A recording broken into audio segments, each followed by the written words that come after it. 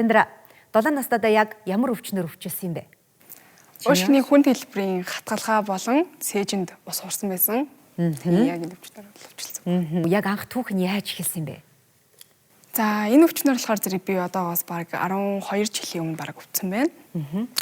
За энэ өвдөлтөөр би яг бараг нөгөө ээж дээр айгаа хол байсан. Тэгээд нэг өдөр гинт амир хүчтэй халуураад тэрнээс болоод одоогоор бол эмийн жагсаалтнаас хасагдсан байгаа тэр нөгөө халууны юм байдаг. Тэрийг уугаад ерөөсөө нөгөө нэг шоконд орсон. Тэгээ шууд эмнэлэг хүрэгдээд тэгээд ихнэл гисэн эмнэлэгт очиод үзүүлсэн.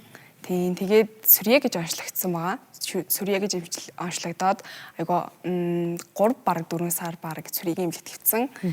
Тэгтэл үгүй байсан оншин болохоор тэгээд идэхгүй л яагаад байсан бүр муудаад байсан. Тэгээд сүүлдээ буцаж эмнэлэг рүүгээ очиж дахиад үзүүлээд тэгсэн чи харин уушгины одоо нэг хатгалгаа нь хүндэрсэн, уушиг нь устдсан байсан.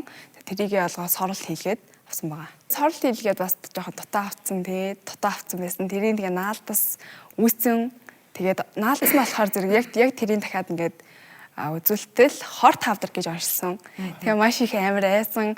Тэр наалтсан яг тэр үед болохоор зэрэг өөр хувийн эмнэлгээр яваад за яг наалтас байна гэдгийг нь бол ингээд олсон. Тэгээд хорт хавдартай үедээ бас бараг айгүй хэцүү байсан. Бараг амар хэцүү байсан. Бараг амьдрал нь бараг ингээд баяртай хэлчихсэн. Тэгээд яг үгүй байсан. Тэгээд энэ уушгины алдсан болохоор зэрэг томрох тусмаа ингээд уушгинтаа хэрэг ингээд хэмжээний томорч ивэл яг хагалгаа ээж аавна гэжсэн боловч одоо болохоор зэрэг идгсэн байгаа. Зүгээр томрог болмаас одоо болохоор зэрэг ямар ч гаш нөлөө байхгүй идгсэн байгаа. Энэ драма маань бүрэн идгсэн байгаа шүү дээ. Баяр хүргэе. Цээжний гэлтэнд шингэн хурах хам шинж. Уушгины өрөвссөн хэсгийн ойролцоох гэлтэнд өрөвсөл үүсч өрөвслийн шингэн хуралдах тохиолдол гардаг. Гялтангийн хөндийн хэвийн үед 7-оос 16 мл шингэн агуулж байдаг бөгөөд уг хөндийд ямар нэг шалтгаанаар нэмж шингэн хурах нь шингэний нийлэгжилт шимэгдэх хурдаасаа хэтэрсний үр дүн юм. Гялтанд шингэн хурах шалтгааны хувьд уушиг болон уушигны бус шалтгаантай өрөвсөл, харшил, цээжний хөндийн гэмтэл, хавдар, зүрх, бөөрийн архаг дутагдал, илэгний цирроз, уургийн дутагдал зэрэг олон өвчнөөс болж үүсдэг.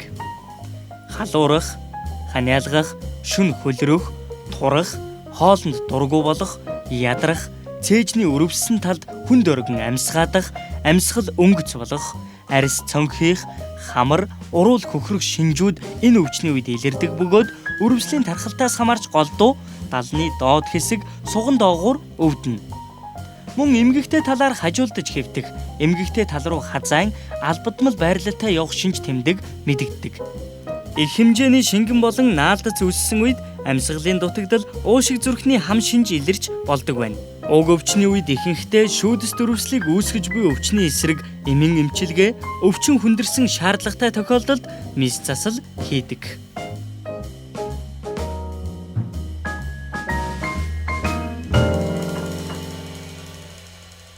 Навчаамч энэ манай оролцогчийн хувьд бол энэ хатгалгаа ямар онцлог шинж тэмдэгтэй байсан бэ? Би бол нянгийн шалтгаантай байсан болов уу гэж харж байна. Тэгэхээр юуны уушгины хатгалгаа вирусын шалтгаантай, нянгийн шалтгаантай, мөөгөнцрийн шалтгаантай байдаг.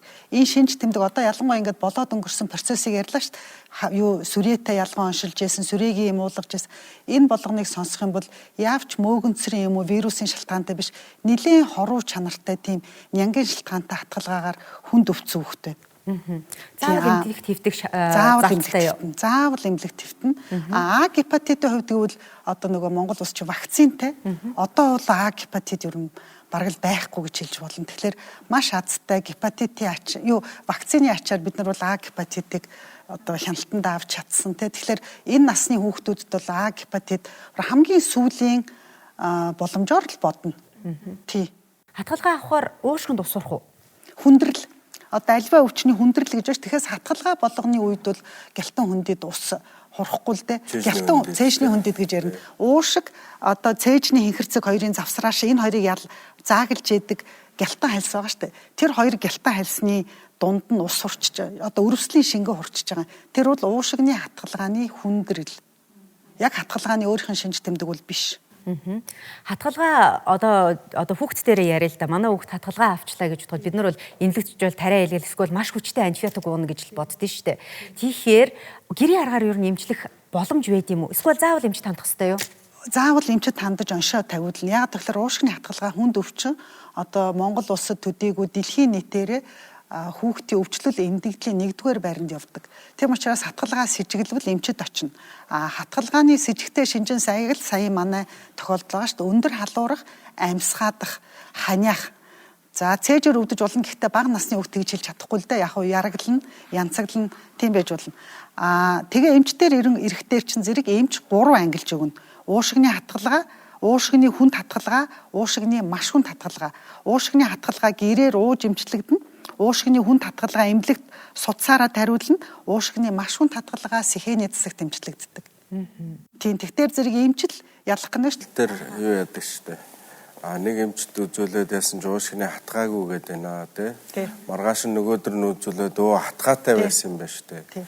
Тэгэхээр эхний одоо үед одоо амьсгалын замын вирусын халдвар байжгаад хоёр дахьчоор одоо нянгийн халдвартай хавсраад ирэхээр уушгины хатгалгаа бас үүсдэг тийм ээ.